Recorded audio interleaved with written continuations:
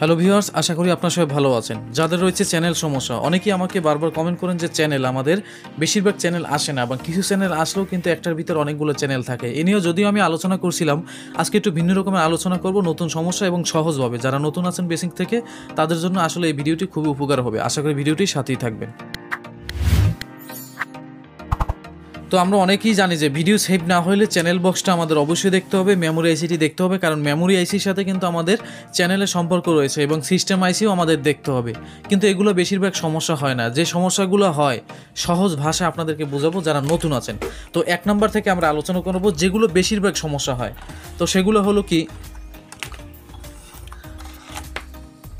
এই যে দেখতে পাচ্ছেন এখানে আমাদের এসিসি ভোল্টেজ থাকবে, আর এখানে আমাদের 2 নম্বরে টিউনিং ভোল্টেজ থাকবে। টিউনিং ভোল্টেজটার জন্য আমাদের বেশিরভাগই কিন্তু চ্যানেল সেভ হয় না। 1 নম্বরে আমাদের টিউনিং ভোল্টেজ দেখতে হবে, আর 2 নম্বরে এসিসি ভোল্ট দেখতে হবে। দুইটি ভোল্টেজ যদি আপনারা সুন্দরভাবে দেখতে পারেন, তাহলে এই সমস্যাটি আপনাদের একদম সহজভাবেই কিন্তু সমাধান করতে পারবেন।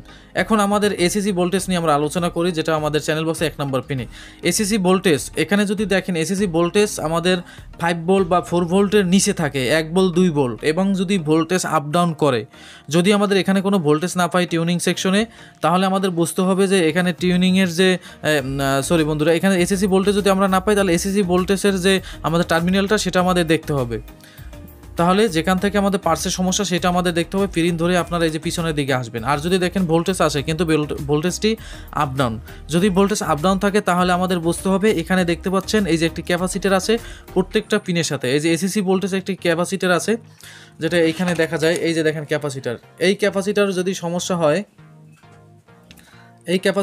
সমস্যা হয়, তাহলে আমাদের কিন্তু ভোল্টেজ আপ ডাউন করতে পারে। আবার এটার সাথে এই যে একটি রেজিস্ট্যান্স রয়েছে, এখানে 15K 2.2K রেজিস্ট্যান্স, বিভিন্ন রকমের রেজিস্ট্যান্স থাকতে পারে। তো এখানে এই রেজিস্ট্যান্সে যদি সমস্যা হয়, এই রেজিস্ট্যান্স যদি খারাপ হয়, তাহলে কিন্তু আমাদের এরকম সমস্যা হতে পারে। তবে আপ ডাউনের সমস্যা বেশিরভাগই ক্যাপাসিটার থেকে সমস্যা হয়। তো এই যে গ্রাউন্ডের সাথে দেখেন একটি রেজিস্ট্যান্স দেওয়া আছে, এগুলোই সমস্যা হতে পারে। এখানে ছোট রেজিস্ট্যান্স, যদি এরকম সমস্যা হয়, তাহলে কিন্তু আমাদের চ্যানেল কম আসতে পারে এবং চ্যানেল আপ ডাউন করতে পারে একটি। আর 2 নম্বর সমস্যা যেটা আমাদের টিউনিং ভোল্টেজ, যে টিউনিং ভোল্টেজটি আপনারা জানেন, টিউনিং ভোল্টেজটার জন্যই বেশিরভাগ সমস্যা হয়ে থাকে। তো 2 নম্বরে টিউনিং ভোল্টেজটা দেখবেন। আর টিউনিং ভোল্টেজটা যদি আমাদের দেখতে হয়, তাহলে অবশ্যই আমাদের প্রথম আসতে হবে এখানে চপারের, দেখতে পাচ্ছেন এই যে দেখেন চপারে 1 নম্বর পিন থেকে যে আমাদের 180 ভোল্ট, এখানে 110 ভোল্ট হয়। এই যে দেখতে পাচ্ছেন 110 ভোল্ট চপার 1 নম্বর পিন। এটার পিছন থেকে আসলেই দেখতে পারবেন এখানে যে 3টি রেজিস্ট্যান্স একই সাথে করা আছে, আর এটার পাশ থেকে একটি রেজিস্ট্যান্স হয়। এখানে আমাদের 33-এর একটি আমাদের ট্যান্ডেস্টার দেওয়া আছে, 33-এর, যেটা আমাদের ট্যান্ডেস্টারের মতো, কিন্তু এটাকে আমাদের ডায়েট বলে। তো জেনার ডায়েট বলে এটাকে। এটা ট্যান্ডেস্টারের মতো দেখতে। যদি আপনাদের একটু দেখাই, এই যে দেখতে পাচ্ছেন এই যে এইটা, এটা 33 ভোল্টের লেখা আছে। তো এটা চেনার জন্য এখানে দেখেন গোল মার্ক দেওয়া আছে, এবং কিন্তু এখানে প্লাস চিহ্ন আছে। যদি প্লাস চিহ্ন থাকে, তাহলে আমাদের এটার পাশেই একটি ক্যাপাসিটার আছে, যে ক্যাপাসিটার প্লাস চিহ্ন থাকবে। আর এখানে ডায়েটের একটা চিহ্নকে আপনারা দেখতে পাচ্ছেন। তো যদি আপনাদের এরকম যদি দেখেন যে টিউনিং ভোল্টেজের সমস্যা, তাহলে আপনারা অবশ্যই অটো সার্চ দিবেন। দেওয়ার পর আপনাদের চ্যানেল বক্সের 1 নম্বর পিনে দেখবেন যে আমাদের 33 ভোল্ট আছে কিনা। যদি 33 ভোল্টের কম আসে অথবা আপ ডাউন হয়, তাহলে যদি আপ ডাউন হয়, তাহলে আমাদের অবশ্যই এখানে দেখতে পাচ্ছেন এখানে যে আমাদের ফিল্টার ক্যাপাসিটার রয়েছে, এই যে ফিল্টার ক্যাপাসিটার রয়েছে, এই ফিল্টার ক্যাপাসিটারগুলো আপনারা দেখবেন যে ক্যাপাসিটার আমাদের 33 ভোল্টের সাথে জড়িত। এরপর দেখেন এখানে যে ডায়েটটা রয়েছে, ট্যান্ডেস্টারের মতো যে ডায়েট, এখানে কিন্তু একটা ক্যাপাসিটার রয়েছে। এই ক্যাপাসিটারের জন্য কিন্তু আমাদের ভোল্টেজ আপ ডাউন হয়। তো এটাও আপনাদের দেখতে হবে।